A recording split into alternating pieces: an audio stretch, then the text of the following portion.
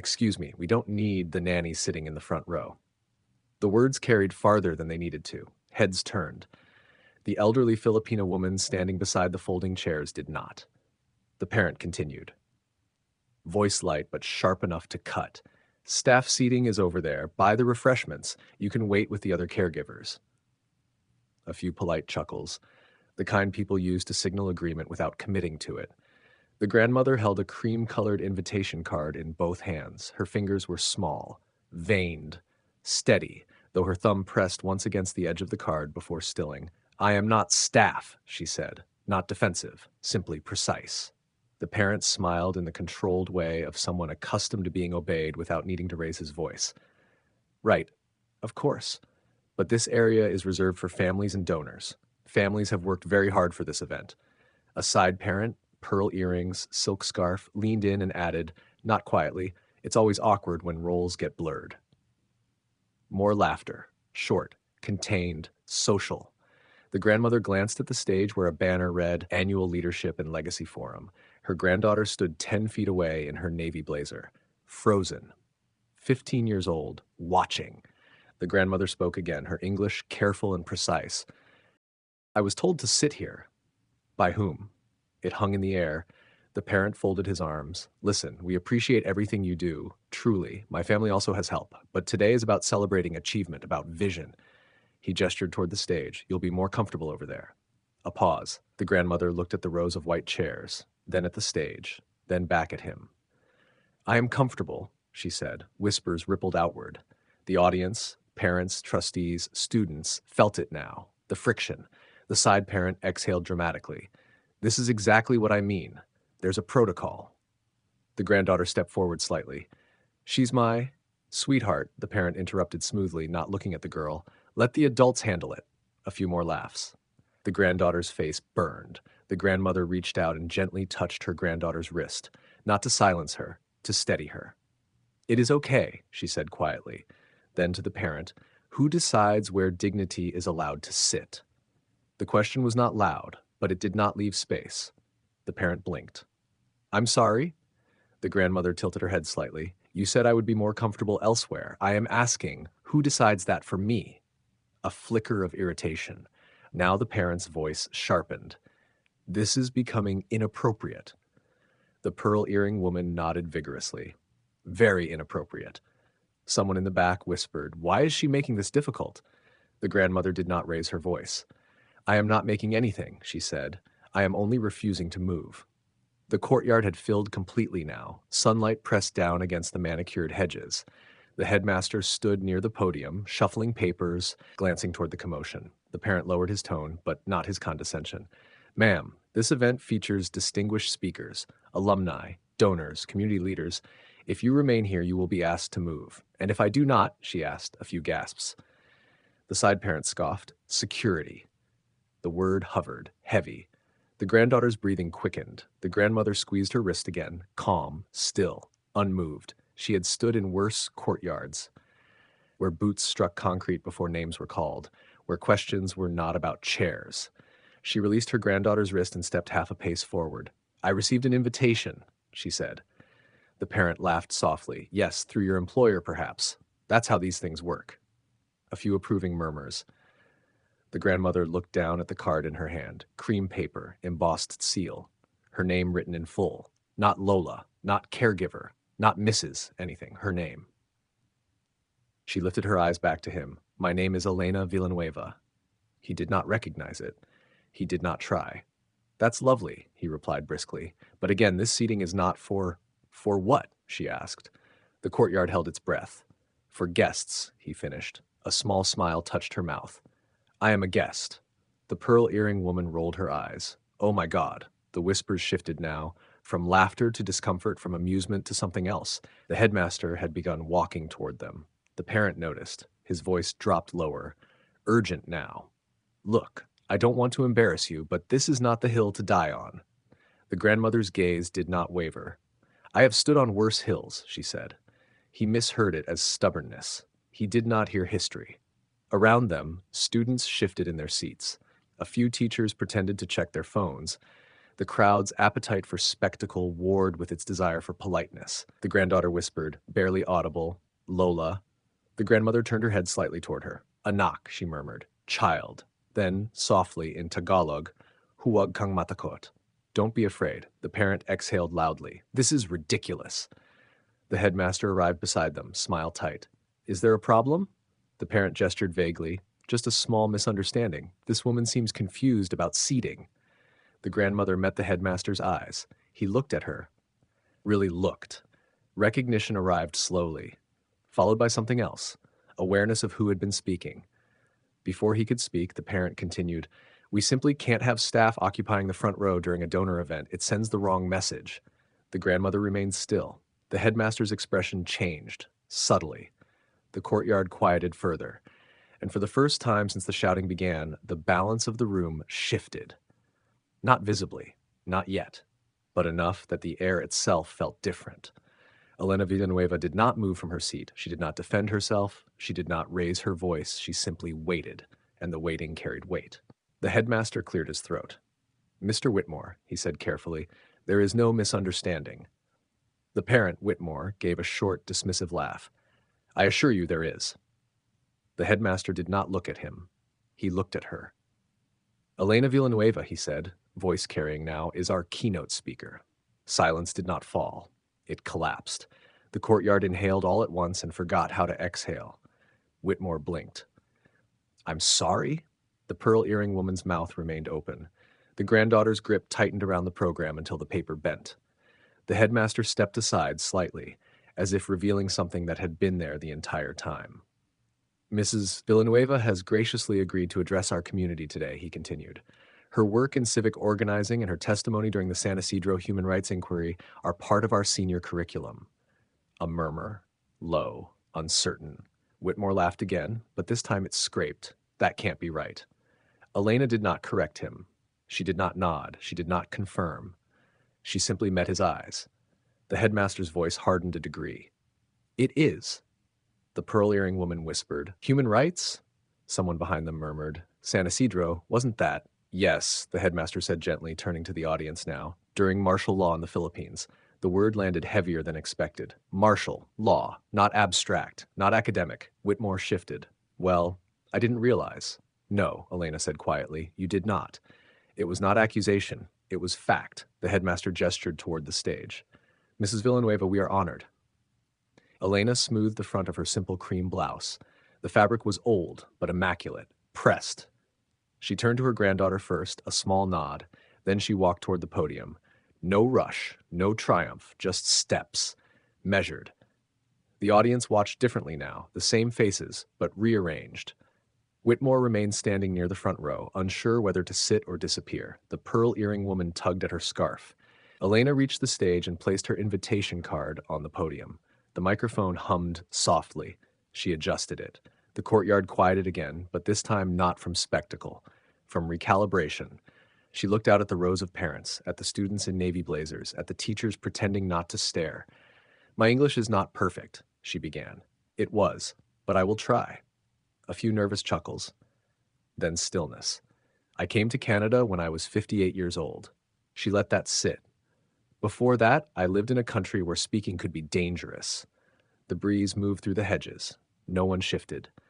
"I was not always old," she said gently. "Once, I was a university student." A few students straightened unconsciously. "I believe that laws should protect people, not frighten them." Her hands rested lightly on either side of the podium. "During martial law, some of my friends disappeared." No dramatics, no tremble, just the word. Disappeared. "I was asked to testify about what I saw." A whisper in the back row. Elena continued, steady. "I did not think of myself as brave. I thought of myself as responsible." Whitmore's posture changed, subtle, shoulders no longer squared. "When you grow up in fear," she said, "you learn to measure your voice." She glanced at the students. "You learn when to speak," a pause, "and when silence is more powerful." The courtyard felt smaller now, closer. "I survived," she said simply. Many did not. No details, no spectacle, just weight. "When I immigrated, I cleaned houses. I watched children. I learned new bus routes." A flicker passed through Whitmore's face. The pearl earring woman stared at her own hands. "I did not mind this work," Elena said. Work is honorable. She looked up, but I minded being unseen. The sentence did not rise. It landed. I minded when my history became invisible because my English had an accent. A few parents shifted uncomfortably. I minded when people assumed my hands had never held books. She rested her palms on the podium again. These hands have held court documents, protest signs, the hands of mothers who lost sons. No applause, no movement, just stillness. When my granddaughter was accepted into this school, I was proud. Not because it is prestigious.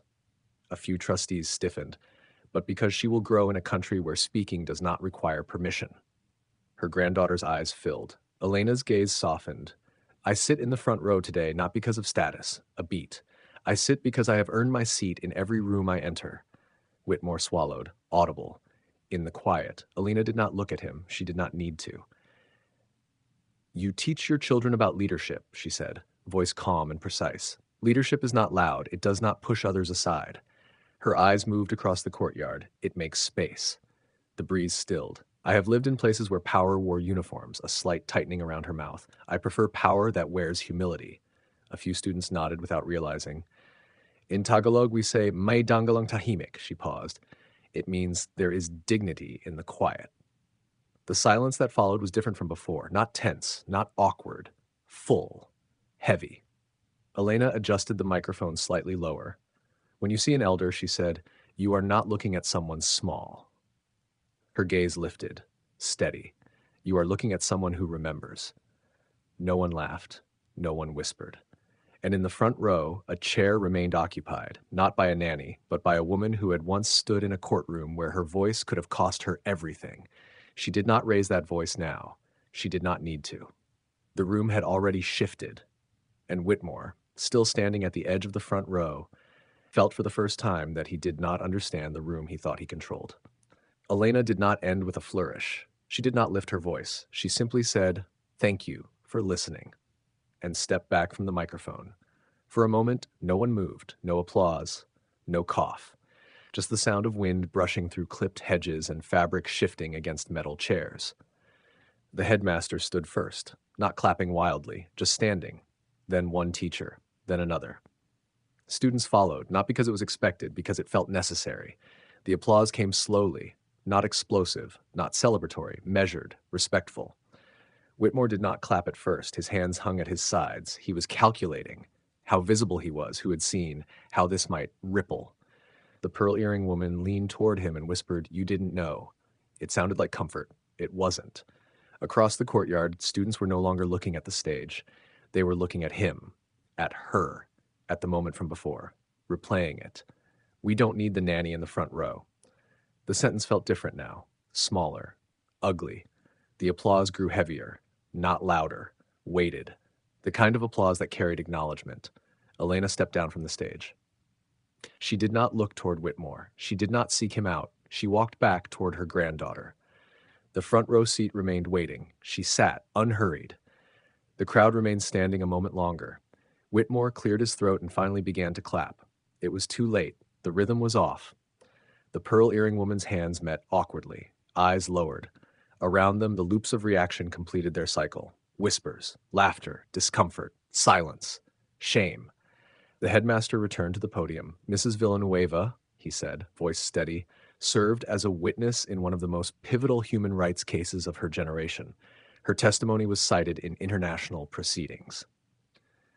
A murmur moved again through the crowd, but this time it did not carry doubt. It carried recalibration. She has spent decades organizing immigrant families in this city, he continued, advocating for language access in hospitals, supporting women escaping domestic violence, advising municipal councils. Whitmore's jaw tightened. He had chaired 2 fundraisers. He had his name on a plaque in the library. The headmaster went on. Our leadership curriculum this year includes excerpts from her recorded interviews.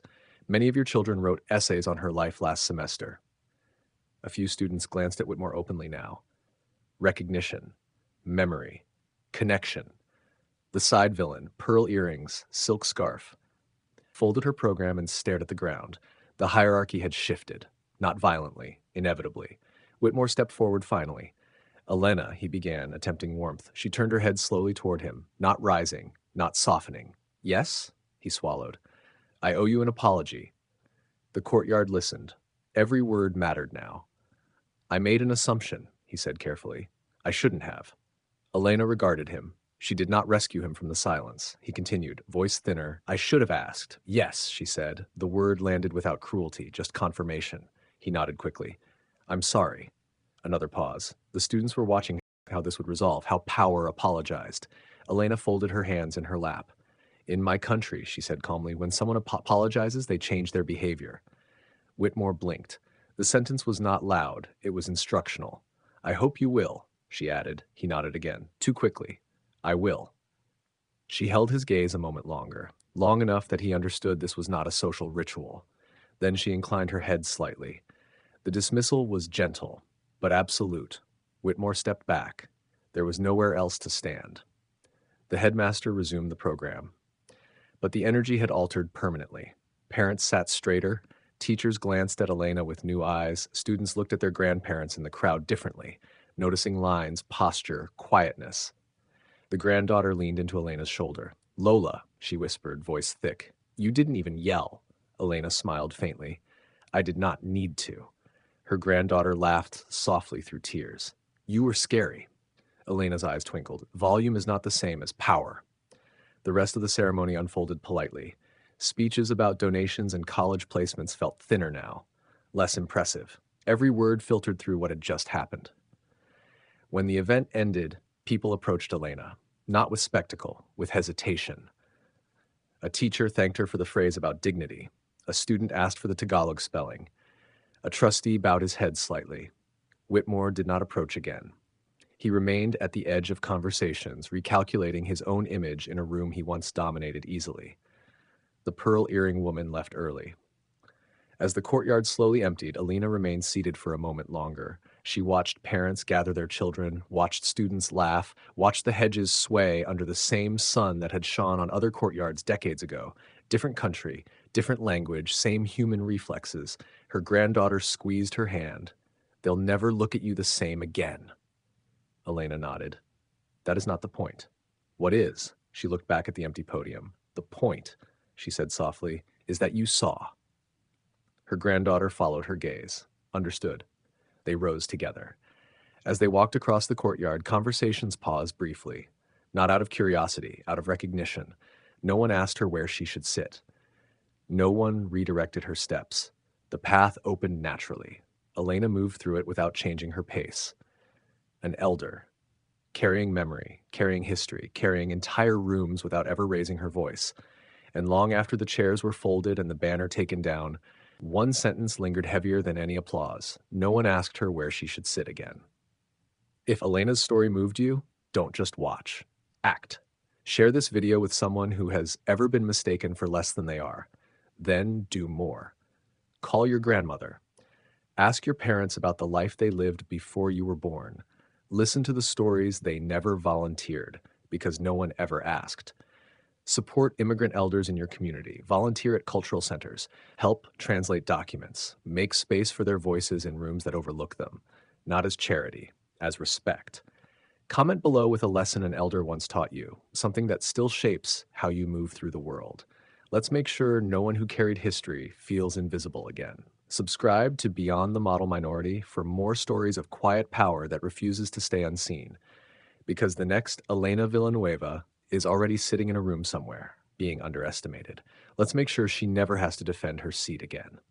For every elder who endured in silence, we see you. Respect the elders. Beyond the Model Minority, you are looking at memory.